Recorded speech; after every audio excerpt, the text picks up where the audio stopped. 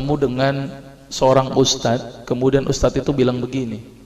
Ini latar belakang saya kenapa saya belajar pengobatan Nabi. Ustadz itu bertanya kepada saya begini, "Dok, antum yakin gak sih dok kalau antum masuk surga?" Kira-kira kalau ditanya seperti itu, Bapak jawabnya gimana Pak? Yakin gak sih Pak masuk surga? Insya Allah pasti ya. Saya jawabnya pada waktu itu apa? Yakin Ustaz, saya masuk surga karena Allah menurut prasangka hambanya. Tapi Ustaz itu bilangnya lain.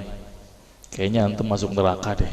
Waduh, Masya Allah kok bisa bilang begini Ustaz? Dari mana antum berpatokan anak masuk neraka? Tapi Ustaz itu cukup cerdas. Dia memberikan data-datanya ke saya. Maka saya bersyukur kepada Ustaz tersebut ya. Dia ambil pada waktu itu, mohon maaf ya, saya menyebut merek, mohon maaf. Diambil obat, ya dok. Saya nyebut merek, mohon maaf ya, Lovenox. Obat apa itu? Obat yang dipakai untuk mengencerkan darah. Biasanya diberikan pada penderita penyakit jantung, stroke dan gangguan bekuan darah. Lovenox. Di situ tertuliskan kata apa? Porsin origin. Ada yang tahu porsin? Ada yang tahu? Nggak ada yang tahu. Berarti kalau dokter ngeresepin obat apa aja ditelan semuanya nih. Masya Allah. Porsin itu isinya Pak, babi Pak. Malah di boxnya tertulis kata-kata bener-bener bersumber dari babi.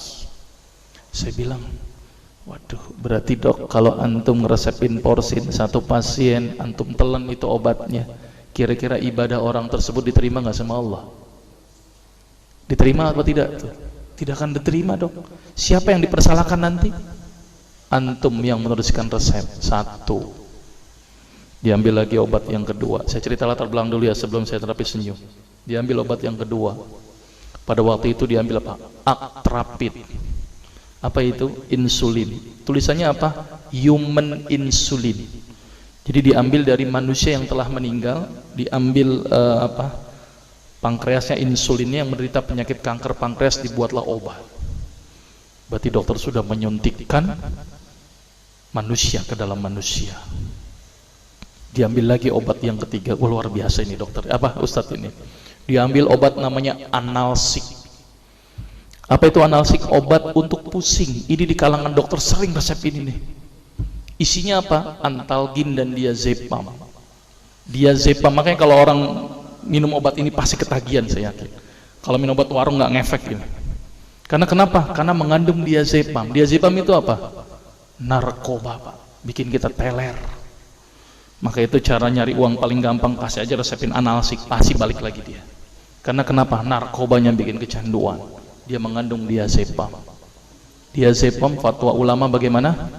Haram. Diambil lagi obat batuk, kodein. Maka itu kita minum obat batuk langsung hilang batuknya karena kodein. Kodein ini ternyata derivat dari narkoba. Berarti dokter sudah ngeresepin narkoba. Diambil semua obat sirup di depan saya, lihat dok, lihat semuanya. Ada nggak yang tidak mengandung alkohol? Semuanya mengandung alkohol. Sampai saya pikir, Masya Allah, berapa ribu pasien yang telah saya resepkan obat-obatan haram tersebut. Ini yang menjadi kegelisahan saya Pak.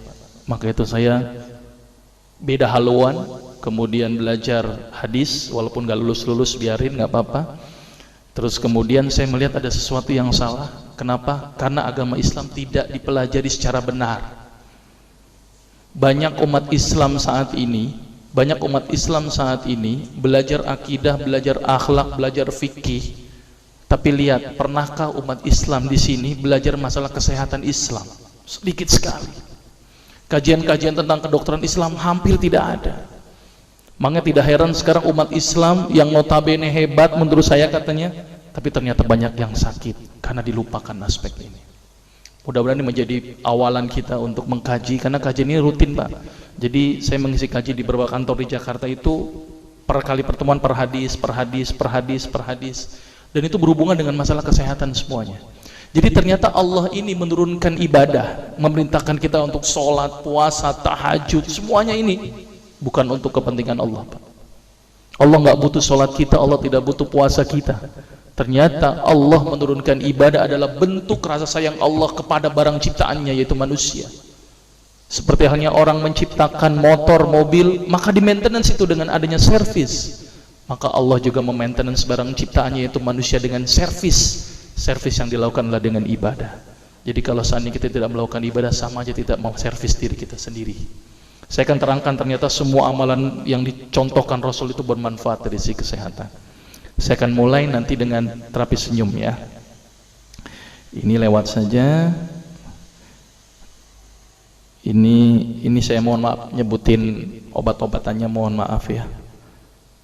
Ini juga mengandung plasenta. Plasenta itu ari-ari ya. Jadi di luar negeri itu ari-ari dipakai obat, Pak. Kalau di Indonesia diapain, Pak? Dikubur, kadang-kadang pakai apa? Kaca, pulpen, buku, kadang-kadang pakai kurungan ayam. Kreatif, tapi kreatif nggak benar. Gitu ya. Di sana ini obat Lovenox namanya ya, jadi bersumber babi. Ini yang mengandung narkoba. Wah, dulu tuh saya kalau jadi dokter gila-gilaan pengasih narkoba, Pak. Setiap ibu hamil, setiap ibu datang dengan bawa anak kecil, itu anak kecil Pak saya kasih narkoba, Pak. Kenapa? Karena ibu-ibu paling seneng kalau anaknya datang terus kemudian tidur pules. Wah, seneng banget tuh ibu-ibu. Apalagi obatnya yang tokcer, paling seneng itu orang. Maka itu saya kalau ngasih obat antibiotik dulu nggak, namanya amoxicillin, ampicillin, nggak level buat saya. Apa yang saya kasih? Cephalosporin. Obat turun demam aja nggak ngefek, menurut saya cuma 500 mg, Pak, 650. Dan selalu anak kecil datang kan alasannya takut kejang. Selalu saya tambahkan apa ini, Pak? Luminal. Saya dulu bandar narkoba, Pak, tapi legal, resep. Maka itu saya banyak dosa ini. Mudah-mudahan ini bisa menembus dosa saya nanti di akhirat. Ya, ini insulin ya. Ini kosmetik yang